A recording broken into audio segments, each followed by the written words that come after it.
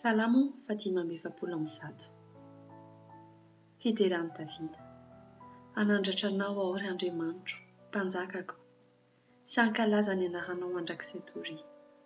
Ankalazanao isan'andro aho sy hidera ny anaranao mandrakizay toria.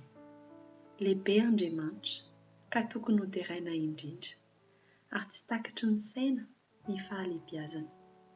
Ny taranaka rehetra samy hidera ny asanao amin'izay mandimby azy sy hanambara ny asanao lehibe. Nilazany voninahitry ny fiandriananao sy ny asanao mahagaga no saintsainiko.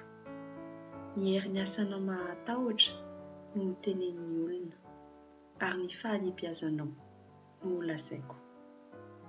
Anonona ny fahatsiarovana ny habean'ny fahatsaranao izy, sy ovy ny fahamarinanao. Mamindra fo sy mianatra Andriamanitra, mahari-po sady be famindrapo izy. Manisy soa izao tontolo izao Andriamanitra, ary ny fiantrany dia eny amin'ny asany rehetra.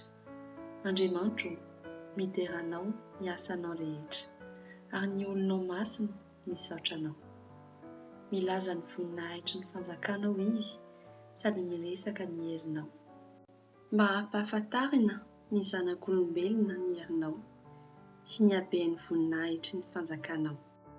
Fanjakana mandrakizay ny fanjakanao, ary hitantarany taranaka faramandimby ny fanapahanao.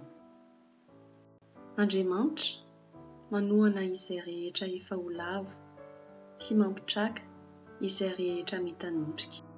Ny mason'izao rehetra izao miandrandranao, ary ianao manome ny haniny amin'ny fotoanany.